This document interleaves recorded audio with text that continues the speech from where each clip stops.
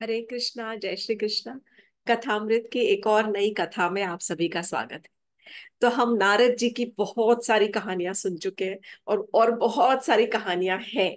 लेकिन आज मैं जो कथा सुनाने जा रही हूँ, मृगारी जो एक हंटर था, बहेलिया शिकारी, सिंपल वर्ड्स में। तो मृगारी शिकारी की कथा है, जिसको किस प्रकार नारद जी ने उसका हृदय परिवर्तन किया, और बहुत ही अमेजिंग स्टोरी है। इसके साथ साथ और बोनस स्टोरीज है, जब नारद जी हनुमान जी से मिले, नारद जी भक्ति देवी से मिले। इस प्रकार की बहुत सुंदर कहानी है। अगर समय रहा तो जरूर इसमें से एक आध आपको डेफिनेटली सुनाऊंगी। तो मृगारी की कथा शुरू करते हुए, ओम अज्ञानतिमिरान्धस्य ज्ञानाञ्जनशलाकया चक्षुरुन्मीलितं येन तस्मै श्रीगुरुवे नमः।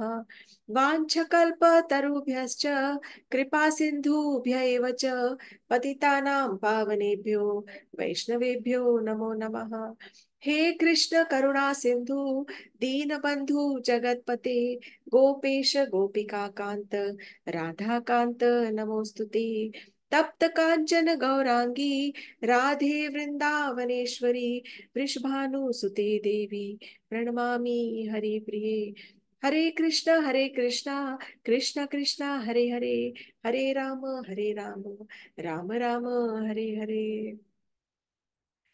तो ये कथा ऐसे होती है कि एक बार नारद जी जो थे, वो भगवान नारायण से मिलने के लिए वो वैकुंठ पहुंचे। और वैकुंठ मिलकर वहां से वे प्रयागराज को वापस आ रहे थे, इलाहाबाद में त्रिवेणी में एक स्नान करने के लिए। त्रिवेणी अर्थात जो तीन नदियों का संगम है, कॉन्फ्लुएंस ऑफ गंगा जी, यमुना जी, सरस्वती जी की जो त्रिवेणी है, वहां पर स्नान करने के लिए प्रयागराज की तरफ आ रहे थे। जब वे प्रयागराज की तरफ आ रहे थे तो वहां रास्ते में पड़ता था एक जंगल। और जंगल से होते हुए जब नारद जी वहां से गुजरने लगे, तब नारद जी ने एक भयानक दृश्य देखा। वहां पर सबसे पहले उन्होंने एक हिरण को देखा, जो कि जिसके शरीर से एक तीर घुसा हुआ था उसके शरीर में। उसकी टांगे टूटी हुई थी और वो दर्द में छटपटा रहा था, कराह रहा था बहुत बुरी तरह से। अधमरे हाल में वो हिरण वहां पर पड़ा था। नारद जी के दिल में पसीज गया दिल। और फिर भी थोड़ा आगे चलते चलते उन्होंने इसी प्रकार का एक और जानवर देखा। एक शूकर, सुअर जो होता है, जंगली जानवर, जंगली सुअर। एक बोर को देखा, जो इसी प्रकार तीर था उसके छाती के अंदर घुसा हुआ। उसकी टांगे टूटी हुई थी और बुरी तरह से शरीर घायल और अधमरा था वहां पर। दर्द से एकदम कराह रहा था। जैसे जैसे नारद जी थोड़ा सा ही आगे बढ़े थे, सेम हाल में उन्हें वहां पर एक खरगोश नजर आया। वो भी बुरी तरह से घायल और अधमरा, जैसे कि रो रहा हो कि अब मेरे प्राण निकल जाए तो अच्छा है। बुरी और अधमरे हाल में वहां पर दर्द से कराहता हुआ खरगोश नजर आया। नारद जी का दिल बहुत ज्यादा व्यथित हो गया। तब उन्होंने ध्यान से इधर उधर देखा, तो उन्होंने देखा कि एक पेड़ के पीछे एक शिकारी टकटकी लगाए उन जानवरों को देख रहा है। और बहुत सारे जो वहां पर पक्षी और जानवर थे, उनकी तरफ उसकी निगाह थी कि वो कब उनकी उनको तीर का निशाना लगाए और उनको समाप्त कर दे। नारद जी ने जैसे ही उसकी तरफ देखा, तो नारद जी का हृदय में एक विचार आया कि मुझे जाके इससे बात करनी चाहिए कि ये इस तरह से बुरी तरह से इन जानवरों को क्यों मारता है। नारद जी चलते हुए वहां पर उस व्याघ के पास, व्याध जो था, शिकारी के पास पहुंचे। अब जंगल में सूखे पत्तों के ऊपर से जब नारद जी के पद चिन्ह चलने लगे, तो उस आवाज से वो जो शिकारी था, वो तो समझ ही गया कि कोई मेरी तरफ आ रहा है। पर सारे के सारे जो वहां पक्षी या जानवर घूम रहे थे, सब डर के मारे भाग गए। जब वो वहां से भाग गए, तो वो जो शिकारी था वो बहुत ज्यादा क्रोधित हो गया कि उसे समझ नहीं आ रहा था कि ये क्यों आने की जरूरत थी। इस जो ये साधु है, ये मेरी तरफ क्यों आ रहा है। इसकी वजह से मेरे जितने जो शिकार करने वाले, जितने मैंने जानवर जमा कर रखे थे, मैं अपना तीर साध के, निशाना साध के रखा था, वो सारे जानवर वहां से भाग गए। नारद जी वहां पर पहुंचे और नारद जी ने उस व्यक्ति से कहा। तब जैसे ही बात करने से पहले वो जो शिकारी था उसने कहा, हे साधु बाबा, आप यहाँ पर क्यों आए हो। मैं जानता हूं कि आप ऋषि मुनि हो, पर आपके आने की वजह से जितने के सारे मेरे जानवर थे जिनको मैं मारने वाला था, सबके सब यहाँ से भाग गए। तब नारद जी ने कहा, मैं तुम्ही से मिलने आया हूँ वत्स, और मेरे मन में एक प्रश्न है, एक संशय है, एक डाउट है। मैं आपसे वो क्लियर करना चाहता हूँ, आपसे बात करना चाहता हूँ। अच्छा अच्छा, बोलिए। वो शिकारी बोला, क्या बात है, क्या करना चाहते हो बात आप मुझसे? आपने मेरा सारा जो चौपट कर दिया, प्लान पूरा का पूरा खराब कर दिया। तब नारद जी ने कहा कि मुझे एक बात बताओ, कि क्या ये जो हिरण है या शूकर है या खरगोश है, इनको तुम्ही ने मारा है? बोले, हाँ हाँ, मैंने ही मारा है। बोले, पर तुमने इनको अधमरे हाल में क्यों छोड़ दिया? इनको पूरी तरह से क्यों नहीं मार दिया? ये कितना तड़प रहे हैं, अपने प्राण एकदम इनके गले में अकंठ में आकर बसे हुए हैं, पर न छूट रहे हैं, और शरीर में कितनी तकलीफ हो रही है इनको, पूरा क्यों नहीं मारा? तब वो शिकारी हंसने लगा। बोला, मुनिवर, आप मुझे नहीं जानते क्या? मेरा नाम मृगारी है। मैं जानवरों का दुश्मन हूँ। मेरे पिताजी ने मुझे ये कला सिखाई है शिकार करने की, और जिस प्रकार उन्होंने मुझे सिखाई है ना, मैं बिल्कुल उसी प्रकार जंगल में शिकार करता हूँ। जब मैं इन जानवरों को इस अधमरे हाल में देखता हूं ना, तो मुझे बहुत मजा आता है, मुझे बहुत आनंद आता है। नारद जी ने कहा, मृगारी, मैं तुमसे एक विनय विनती करना चाहता हूँ, I want to request you, एक रिक्वेस्ट करना चाहता हूँ। तो बोले, अच्छा, आपको कोई मृग चर्म चाहिए क्या? कोई स्किन चाहिए? हिरण की चर्म चाहिए, या फिर कोई बाघ या चीता की चर्म चाहिए क्या? डियर स्किन और something like that, what should I give you? तो नारद जी ने कहा, नहीं नहीं, मुझे कोई चर्म वगैरह नहीं चाहिए, मुझे कोई मृग चर्म, बाघ चर्म, मुझे कुछ नहीं चाहिए। मुझे तुमसे केवल एक वचन चाहिए। वचन? कैसा वचन चाहिए? बोले, हाँ, मैं तुमसे एक वादा चाहता हूँ। आज तुम मुझे वादा करो, वचन दो, कि अगली बार से जब कभी तुम शिकार करोगे किसी भी जानवर का, तो उसे इस प्रकार अधमरे हाल में नहीं छोड़ोगे। उसे पूरी तरह से उसके प्राण ले लोगे एक ही झटके में। एक ही बार तीर मारो, और एक ही बार इस प्रकार उसका वध करो कि वो मर जाए। इस प्रकार अधमरे हाल में छटपटाते हुए, कराहते हुए, दर्द में, पीड़ा में छोड़कर उन जानवरों को मत छोड़ो इस प्रकार। तो मृगारी ने कहा, क्यों? इनको अधमरा छोड़ने में क्या तकलीफ है? मुझे तो आनंद आता है इनको इस प्रकार देखकर। तब नारद मुनि ने कहा कि देखो, जिस प्रकार, जिस तरह से तुम इन जानवरों को पीड़ा दे रहे हो, तुम अपने लिए भी उसी पीड़ा को भविष्य के लिए बो रहे हो। जैसे तुम दूसरों को दोगे, उसी प्रकार तुम्हें भी भविष्य में उसी प्रकार की पीड़ा मिलेगी। बोले, नहीं नहीं, ये सब कुछ मुझे समझ में नहीं आ रहा है। बोले, तुम्हें समझ आए या नहीं, लेकिन तुम्हें ये विश्वास होना चाहिए कि सबसे बड़ी बात जो मैं तुम्हें समझा रहा हूं, कि चलो, तुम अगर शिकार करते हो, और शिकार करके जानवरों का वध करके अपनी जीविका चलाते हो, वो तो पाप है ही, परंतु वो तो छोटा पाप है। उससे बड़ा पाप ये है कि तुम शिकार करने के बाद उनको अधमरे हाल में छोड़ देते हो, और उनको तकलीफ देकर उनकी पीड़ा में आनंद उठाते हो। उनकी तकलीफ में तुम्हें आनंद मिलता है, तुम्हें मजा आता है। ये और भी ज्यादा बड़ा पाप है। क्या तुम्हें पता है कि जितने जानवरों को तुमने अब तक मारा है, सब एक एक करके उन जानवरों के अंदर जो आत्माएं हैं, वो जीव है, वो राह देख रहे हैं कि कब तुम्हारा पुनर्जन्म होगा, और वो एक एक जन्म में अपने मृत्यु का बदला तुमसे आकर लेंगे। तो तुम्हारी तो बहुत सारी लंबी लाइन लगी पड़ी है पुनर्जन्मों की, कि कितने ही तुमको जन्म लेने पड़ेंगे, कि जिन जानवरों को तुमने मारा है वो तुमसे बदला ले सके। मृगारी की आंखें चौंक गई, उसका दिल एकदम धड़कना थोड़ी एक मिनट के लिए जोरा ज्यादा तेज धड़कने लग गया, और उसने बोला, सोचने लग गया। उसने बोला, परंतु मुनिवर, ये कला तो मुझे बचपन से यही कला आती है, इसके अलावा तो मुझे कुछ आता ही नहीं है। अब मैं क्या करूंगा? आप कह रहे हो कि मैंने इतना सारा पाप कर लिया अपने इस जीवन में। मुनिवर, आप मुझे कुछ राह दिखाइए, मैं आपकी शरणागत लेना चाहता हूँ। आप मुझे कोई रास्ता दिखाइए कि मैं किस प्रकार अपने इस जीवन को शुद्ध कर सकता हूँ, अपने इन पापों से मुक्ति प्राप्त कर सकता हूँ। मुझे, आप तो साधु संत हैं, आपको जरूर कोई राह पता होगी। आप मुझे बताइए कि मैं ऐसा क्या करूं कि मेरे सारे पाप नष्ट हो जाए।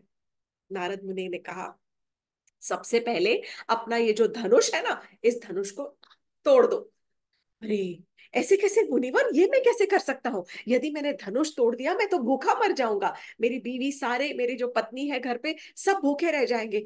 कैसे मेरा जीवन यापन होगा? मुझे तो केवल यही एक कला आती है, केवल शिकार करने की कला, बचपन से यही सीखी है। तो और इसी से मेरी जीविका चलती है। तब नारद जी ने कहा, तुम्हें किस बात का दुख है? तुम्हें लगता है कि तुम भूखे मर जाओगे? उसकी चिंता तुम मुझ पर छोड़ दो, तुम्हारे रोज के खाने का प्रबंध जो है वो मैं करूंगा। तो मृगारी सोचने लग गया। तो बोले, अच्छा मुनिवर, अब क्या करूं बताओ? तो बोले, नहीं नहीं, पहले तुम्हें तुमसे कहा ना, सबसे पहले तो इस धनुष को दो टुकड़ों में तोड़ दो और फेंक दो। तो मृगारी ने दो टुकड़ों में तोड़कर फेंक दिया। देखिए, सबसे पहला लेसन कि उसने पूरा का पूरा इतना, भले वो कैसा ही हो मृगारी, पर सरल हृदय था। सिंपल सी चीज सिंपल शब्दों में जब सुनाई गई, बताई गई, तो उसने आस्था के साथ, भक्ति के साथ, विथ फेथ नॉट भक्ति, दिस इज विथ फेथ, आस्था के साथ उसने समझ लिया और कहा कि ये तो मेरे हित की ही बात कर रहे हैं। ये जान लिया कि ये मेरी भलाई की बात कर रहे हैं, इसलिए उनके शब्दों पर पूरा भरोसा करके उसने अपने धनुष को तोड़ दिया। तो नारद मुनि आगे बोलते रहे, मृगारी, अब एक काम करो, अब तुम घर जाओ और घर जाके अपना गृह त्याग कर दो, अपनी पत्नी को घर से लेकर उस घर को वहां से छोड़ दो। जितना तुमने अब तक पैसा जमा किया है, उस सारे पैसे को ऋषियों मुनियों में, साधुओं में, ब्राह्मणों में बांट दो, और अपनी पत्नी को वहां से लेकर जाओ, और लेकर के थोड़े से कुछ, बस थोड़े वस्त्र लेकर साथ में तुम एक नदी के किनारे जाकर एक नई कुटिया बनाओ। उस नई कुटिया में जब जाओगे तो वहां पर तुम एक तुलसी का पौधा लगाना और तुलसी की प्रार्थना शुरू कर देना। तुलसी तुलसी माता के पौधे के परिक्रमा करना, उनकी आराधना करना, उनके फूल चढ़ाना, उनको जल देना, तुलसी की सेवा करो और रोज भगवान के नाम का जाप करो। नारद मुनि ने उसको मंत्र जाप दिया भगवान के नाम का। नारद जी ने कहा कि तुम्हें रोज खाना अपने समय पर मिल जाएगा और तुम्हें बिल्कुल सोचना भी नहीं पड़ेगा। मृगारी ने उनको प्रणाम किया, चरणों में दंडवत प्रणाम करके वो वहां से चला गया। नारद मुनि ने एक और व्यक्ति के हृदय को परिवर्तित करने का यहाँ पर प्रयत्न किया है, एक और जीवन को संवारने का प्रयत्न किया है।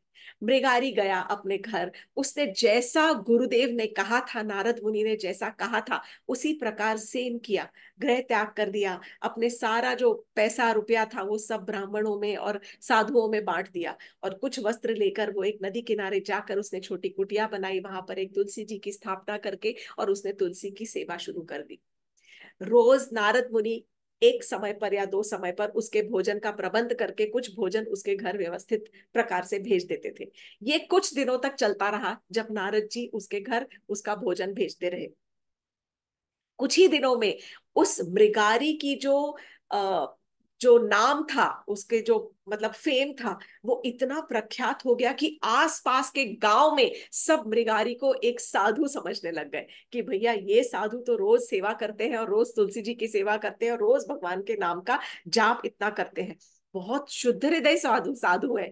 जब उसके नाम की ख्याति सब तरफ फैल गई, तब गांव वाले धीरे धीरे करके जमा होने लग गए। और जब गांव वाले सब जमा हो जाते हैं, जब ऐसे व्यक्ति की ख्याति फैलती है, तो क्या होता है, गांव वाले आते हैं, कभी कोई फल लेके आ रहा है, कभी कुछ खाने का सामान लेके आ रहा है, कभी कुछ रोटी थेपला लेके आ रहा है, कभी कुछ और लड्डू पेड़े लेकर आ रहा है। इस प्रकार लाइन लग गई खाने की। जो मृगारी को लगता था कि यदि मैंने इन जानवरों को नहीं मारा, जानवरों को पकाकर नहीं खाया, या जानवरों को बेचकर उनका चर्म नहीं बेचा, तो मुझे खाने के लाले पड़ जाएंगे। यहाँ पर अपने आप सारी सुविधा ऐसी हो गई कि घर बैठे भगवान का भजन कर रहा है और सामने लाइन लग गई, इतना खाना, इतना खाना कि रोज 10 या 20 लोगों को वो खुद अपने घर में बुलाकर खाना खिला सकता था, और वही वो करने लग गया।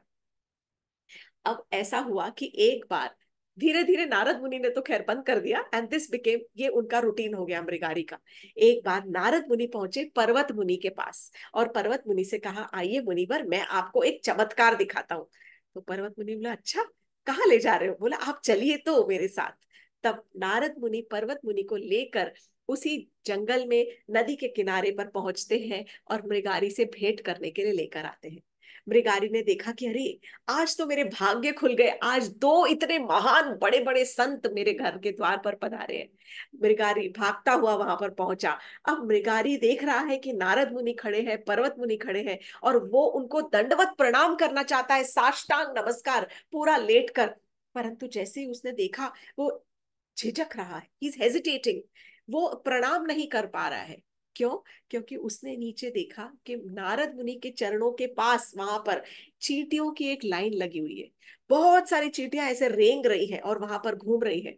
अब उसे लगा कि मैं यहाँ पर कैसे प्रणाम करूं।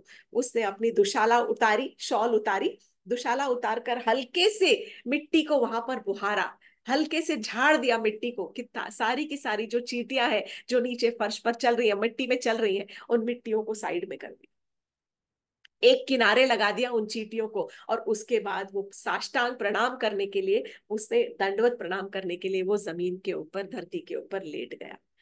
पर्वत मुनि ये देखकर एकदम हैरान रह गए कि कहाँ ये मृगारी था, क्योंकि सब जानते थे कि तो बहुत ही खतरनाक, बहुत ही कठोर हृदय, क्रूर प्रकार का एक शिकारी था। तब उसके बाद मृगारी नारद मुनि और पर्वत मुनि को लेकर और अपनी कुटिया में पहुंचा। वहां पर उन्होंने उसके उनके चरण पखारे, उनको आसन दिया बैठने के लिए, चटाई के ऊपर बिठाया और उनके चरण पखार कर उनका आदर सत्कार किया। नारद मुनि ने बहुत प्रसन्न होकर, क्योंकि पर्वत मुनि भी बहुत प्रसन्न थे, नारद मुनि ने प्रसन्न होकर मृगारी से कहा कि मृगारी, आज तुम्हारी तपस्या सफल हो गई। तुमने सारे जगत को एक एग्जाम्पल, एक उदाहरण दिया है। किस प्रकार का उदाहरण? कि मेरे प्रिय मृगारी, जो व्यक्ति हरि की सेवा में लग जाता है, जो व्यक्ति अपने पूरे हृदय से हरि की सेवा में लगता है, भगवान के नाम का जाप करता है, वो अपने आप धीरे धीरे अहिंसा की तरफ बढ़ जाता है। वो अहिंसक हो ही जाता है। वो सबसे ज्यादा, सबसे श्रेष्ठ सदाचारी पुरुष कहलाता है। So who is a gentleman? A gentleman is one who realises the pain of the other person, जो दूसरे के दर्द को समझता है, जो दूसरे के दर्द को समझकर उसकी तरफ एक्शन लेता है, अहिंसा की ओर बढ़ता है, और सबके सबके ऊपर मतलब he is benevolent to the others. वो चाहता है कि मैं अपनी करुणा को बांटूं दूसरों में। और यही तुमने आज, इस प्रकार का जो मैंने तुम्हारा आचरण देखा है, वो देखकर मैं आज बहुत गदगद हुआ हूँ। भगवान तुम्हें सदैव अपनी भक्ति में आगे रखे और अपनी भक्ति प्रदान करता रहे। इस प्रकार ये मृगारी की कथा तो यहीं पर समाप्त होती है। इसके मैं आपको एक extra bonus story, I am sorry last time मैं कथा नहीं ले सकी, तो बहुत ही सुंदर कथा सुनाने जा रही हूँ आपको। हनुमान जी से नारद जी का जब हुआ मिलन, ठीक है? तो नारद जी जब मिले हनुमान जी को, एक बार नारद जी ने हनुमान जी से चेष्टा करते हुए हंसी मजाक में कह लिया, अरे हनुमान जी, आप तो कोई भक्त वक्त नहीं हो। बोले, अच्छा, मैं भक्त नहीं हूं? आप ऐसा कैसे कह रहे हैं? बोले, ना ना हनुमान जी, आप तो कोई भक्त ना हो, क्योंकि ये तो मुझे विश्वास ही नहीं होता कि आप भक्त हो, नॉट पॉसिबल। तो हनुमान जी बोले, किस प्रकार? मुझे समझ नहीं आ रहा है। तो ये समझिएगा, ये जो पूरी स्टोरी है, दिस इज फॉर अस, है ना? ये जो कहानी है, ये आपस में एक दूसरे के लिए नहीं है। ये जो भी कथा है, वार्ता है, ये हमें शिक्षा देने के लिए। तो नारद जी कहते हैं, हनुमान जी, आप जानते हो कि वेदों में ये बताया गया है, और नारद जी तो सारे वेदों के ज्ञाता है, सब सब कुछ उनको आता है, सारे शास्त्रों के एकदम पुण्य, सब उनको याद है, सब कुछ पता है, तो पंडित है। तो तब नारद जी कहते हैं कि वेदों में ये लिखा है कि आपको पता है कि 6 प्रकार के आक्रमणकारी होते हैं। There are 6 types of aggressors. जो कि सबसे पहला, जो किसी को विष देता है, somebody who poisons another person, जो किसी को विष देता है वो, जो किसी के घर को आग लगाता है वो, जो घातक अस्त्रों से अटैक करता है, somebody who attacks with deadly weapons, he is a aggressor। तीसरा ये हो गया, जो किसी के वैभव को लूटता है, somebody who plunders riches of other people। ये चौथा हुआ। जो किसी की जमीन को लूट लेता है और हथिया लेता है, ये पांचवा। और जो किसी और की पत्नी का हरण करता है वो। ये जो 6 तरह के आक्रमणकारी हैं, इनको बहुत ज्यादा मतलब ताड़ना की गई है इनकी, वेदों शास्त्रों में। और तुम तो जानते हो ना इस बात को, हनुमान जी, आप तो जानते हैं इस बात को। लेकिन और ये भी कहा गया है कि ऐसे जो आक्रमणकारी हैं, इनका वध करने में और इनको मारने में कोई पाप नहीं है। हनुमान जी, आप जब लंका गए थे सीता जी को ढूंढने के लिए, तब आपने कई सारे राक्षसों के घरों को जला दिया था।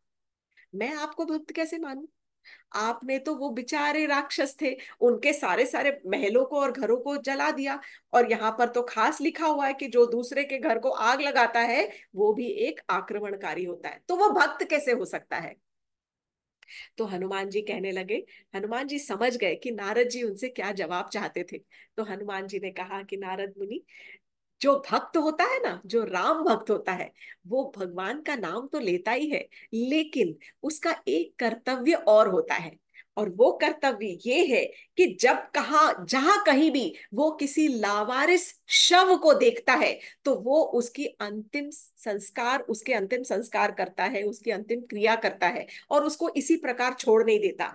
क्योंकि केवल अंतिम संस्कार करने के बाद ही उस शरीर के अंदर रहने वाले जीव को एक अच्छा पुनर्जन्म होने के बाद एक अच्छा भविष्य में एक अच्छा शरीर या अच्छा योनि प्राप्त होती है।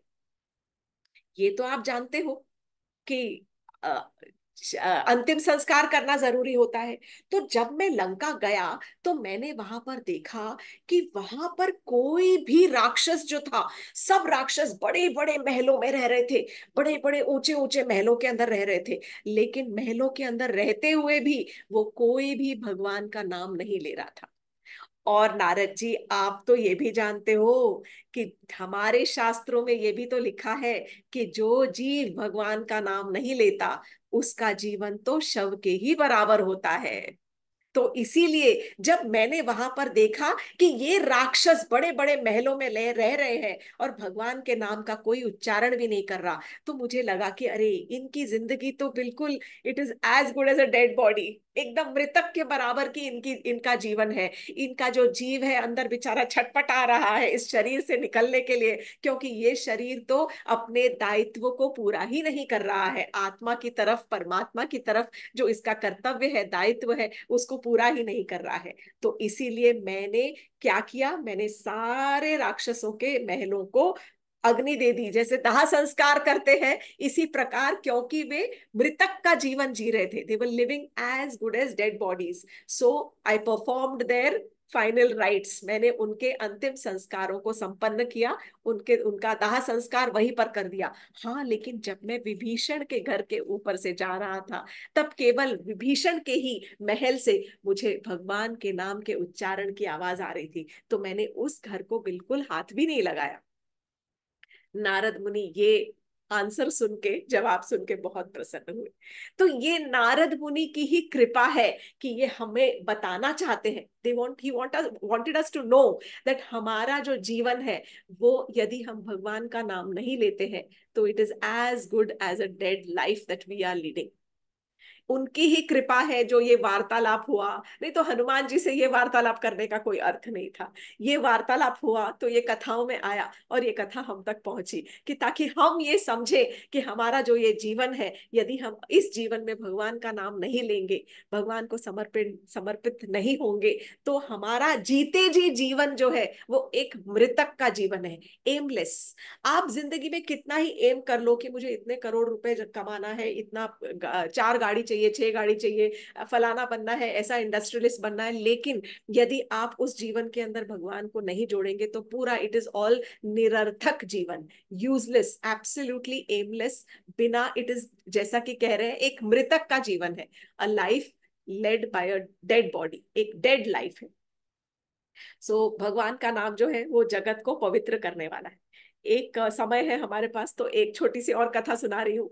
तो ये श्रेय भी नारद मुनि को ही जाता है, हमें भागवत कथा का जो जो भागवत कथा हमें प्राप्त हुई है और भागवत कथा का जो प्रसाद हमें मिलता है, उसका पूरा का पूरा श्रेय जो है वो नारद जी को जाता है।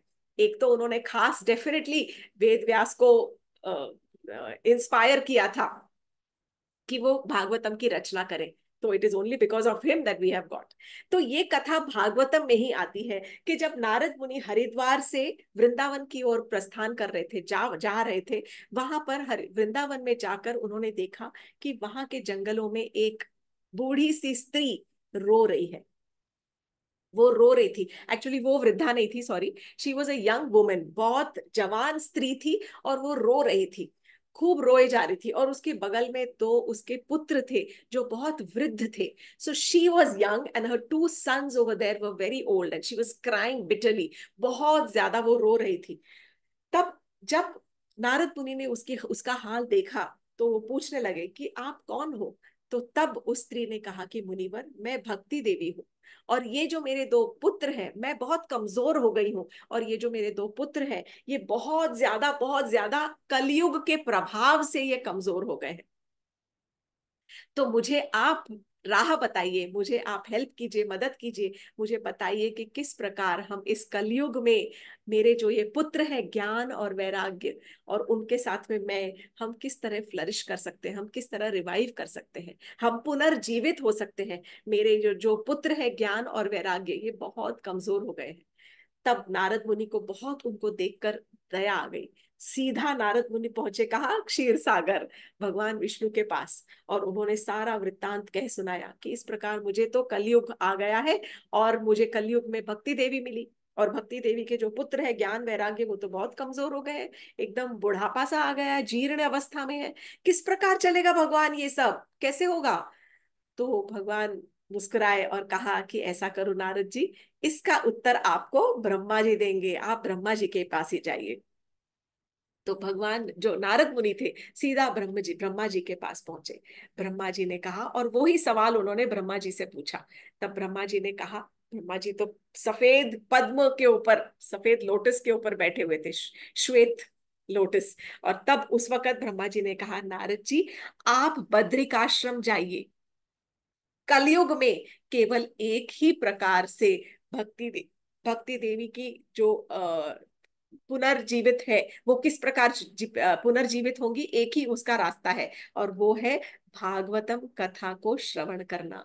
श्रीमद् भागवत कथा का श्रवण करने से ही ज्ञान और वैराग्य आएगा, ज्ञान फैलेगा और वैराग्य मन में उपजेगा, और इसी प्रकार भक्ति देवी फैलेंगी सब तरह, सब तरफ उनका जो मतलब इफेक्ट है, वो सब तरफ फैलेगा. तब नारद मुनि सीधा पहुंचे बद्रिक आश्रम, और वहां पर उनको मिले चार कुमार, सनत कुमार, सनक, सनत, सनक, सनातन और सनातन. सनक, सनंदन, सनातन और सनत कुमार, इस प्रकार के चार कुमारों से उनकी भेंट हुई. ये चार कुमार हमेशा 5 वर्ष के ही रहते हैं, और ब्रह्मा जी के ही पुत्र हैं. ये हमेशा भगवान की ही भक्ति में लगे रहते हैं. तो जब चारों कुमार से नारद जी की भेंट हुई, तब नारद जी ने उनको प्रणाम किया, और नारद जी ने कहा कि हे मुनिवर, आपसे मैं भागवत कथा सुनना चाहता हूँ.